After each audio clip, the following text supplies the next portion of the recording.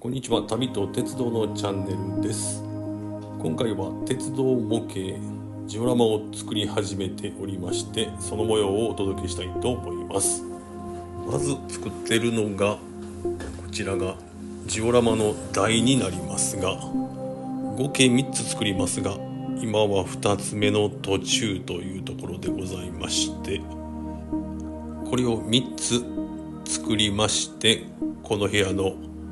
端にレイアウトを設置してみたいと思います。ちょっと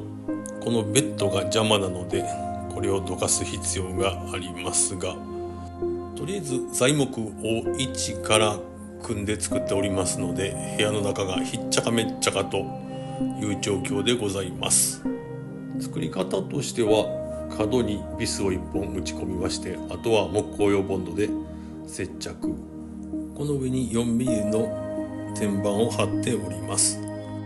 余ったもので台にも天板をつけまして、部屋に並べてみた状態がこんな感じでございます。ベッドの方はと言いますと、横向きにしまして、なんとか寝床を確保したといったところでございますが、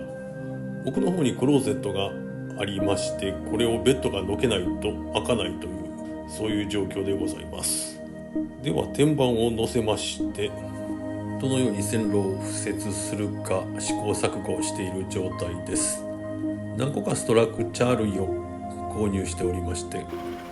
今回はターンテーブルもつけてみたいと思います。では家庭用のジグソーを利用しまして、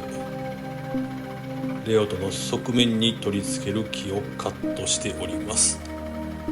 こちらは川の流れるところになりまして、こんな感じにできたということでございます。それで今回のレイアウトは少々山深いところに河川が流れるといったレイアウトにしたいので、当初はこんな感じでカーブ鉄橋にしようと思っておりましたが、これがカーブ半径がちょっと緩やかすぎるので、今回は自作でアーチ橋を作ろうということになりまして、加藤の複線レール414381の分ですね、これに幅を合わせて1センチ幅のウレタンをカットいたしました。アーチの湾曲部分についてですが、素材をそのまま使うわけではないですが、型はこの綿棒の外側のケースを使わせていただきました。さて、このアーチ橋はカーブをしますので、端の内側と外側、内径と外径に差ができますので、その部分を少々かさ上げしてあげまして、続いて 0.3mm のプラ板を用意しまして、先ほどの綿棒のケースに合わせてカット、これをはめていきます。これがなかなか難しくて、少々隙間が空く感じですが、何回かやり直したんですが、目立たないところなので少しぐらいはいいかということにいたしまして、次は内側の湾曲部分に塗装をしてみました。続いてレンガ調のアースモデルシートを購入してきまして、こちらをアーチの一番端の方ですね、角の部分に使うのを一つ一つカットしていきます。下に両面テープを貼って作業しております。こちらをちょっとずつこんな感じに貼っていきまして、これで一つ完成です。これを湾曲部分に合わせて貼り付けて、これを合計8つ作りました。こういう作業をするのにはなんか別の決意みたいなのがいりまして、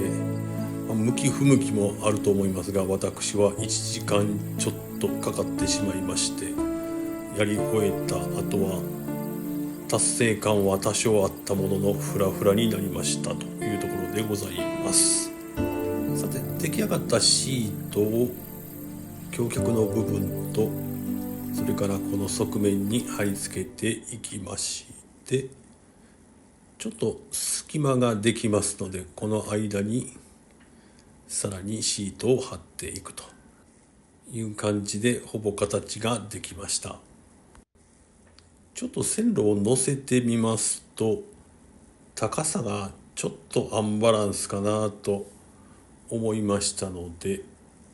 一つ柵をつけてみたいと思います。これ古い部材を使っておりまして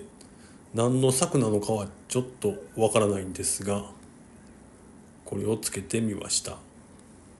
ということでひとまず形としては完成でございます。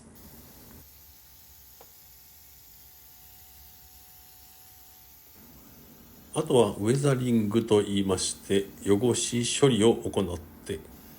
一応完成ということでございます。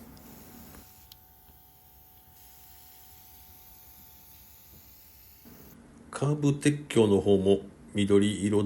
だったものを朱色に塗り替えましてこちらにもウェザリング汚し処理を行いました。一応こんな風に設置する予定で考えております。では今後の予定でございますがこの辺りが山になりましてトンネルの出入り口がこっちとこっちと作る予定であと川の流れを予定変更しましたのでここをちょっとカットしていきたいと思います。その模様についてはまた次回以降の配信ということにさせていただきたいと思います。ということで今回の動画は以上でございます。ご視聴ありがとうございました。